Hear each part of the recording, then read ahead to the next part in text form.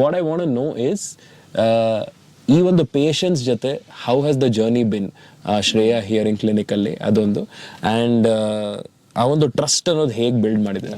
ನಾವು ಸ್ಟಾರ್ಟಿಂಗ್ ಇಂದಾನೇ ನಮ್ಮ tag line we believe in sound relationships ಅಂತಾನೆ ನಾವು ಶುರು ಮಾಡಿದ್ದು.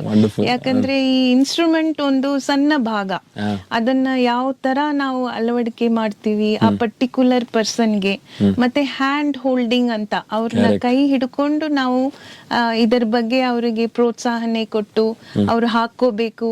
ಯಾಕಂದ್ರೆ ತುಂಬಾ ಜನಕ್ಕೆ ಮುಜುಗರ ಇರುತ್ತೆ, ಒಂದು ಇದು ಕಾಣಿಸುತ್ತೆ ಬೇರೆಯವ್ರಿಗೆ ಗೊತ್ತಾಗತ್ತೆ, ಆತರ ಒಂದು ಮುಜುಗರ ಇರುತ್ತೆ. ಇನ್ನೊಂದು ಅಯ್ಯೋ ಇಷ್ಟೊಂದು ಟೆಕ್ನಾಲಜಿನ ನಾನು ಅದನ್ನೆಲ್ಲ ಮಾಡಕ್ಕೆ ನನಗೆ ಬರುತ್ತಾ ಇಲ್ವಾ, ಆತರ ಎಲ್ಲ ಅವರಿಗೆ ಸಂದೇಹ ಸಂಶಯ ಎಲ್ಲ ಮನಸ್ಸಲ್ಲಿ ಓಡಾಡ್ತಾ ಇರತ್ತೆ. ಸೊ ಮೊದಲು ಅವರಿಗೆ ಆ ಮನೋ ಇದು ಇದೆಯಲ್ಲ ಅದಕ್ಕೆ ಸರಿ ಮಾಡಿ ನಾವು ಅವ್ರನ್ನ ಫಸ್ಟ್ ಆಫ್ ಆಲ್ ಆಕ್ಸೆಪ್ಟ್ ಮಾಡೋದು ಅದು ಭಾರಿ ಮುಖ್ಯ. 100%. ಅದಲ್ದಲ್ಲೇ ನೋಡಿ ಇವರೆಲ್ಲ ಸ್ವಲ್ಪ ಓಲ್ಡರ್ ಏಜ್ ಗ್ರೂಪ್, ಅಂದ್ರೆ 60, 70, 80 ಇಯರ್ಸ್ ಇರುವಂತವ್ರು. ಸೊ ನಮ್ ತಂದೆ ತಾಯಿ ಇದ್ದ ಹಾಗೇನೆ ನಾವು ಯಾವಾಗ್ಲೂ ಅವ್ರನ್ನ ನೋಡ್ತಾ ಇದ್ವಿ, ಯಾವಾಗ್ಲೂ ನೋಡ್ತೀವಿ ಕೂಡ.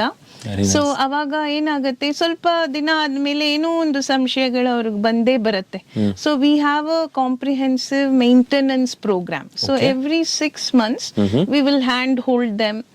ಆಮೇಲೆ ಏನಾದ್ರೂ ಸಣ್ಣ ಪುಟ್ಟ ಮೇಂಟೆನೆನ್ಸ್ ಕೇರ್ ಅದೆಲ್ಲ ಇರುತ್ತಲ್ಲ, ಅದನ್ನೆಲ್ಲ ನಾವು ಅವರಿಗೆ ನೋಡ್ಕೋತೀವಿ. ಆಮೇಲೆ ಈಗ ಕಣ್ಣು ತೊಂದ್ರೆನಲ್ಲಿ ಒಂಚೂರು ಪವರ್ ವ್ಯತ್ಯಾಸ ಆಗ್ತಾ ಇರುತ್ತೆ.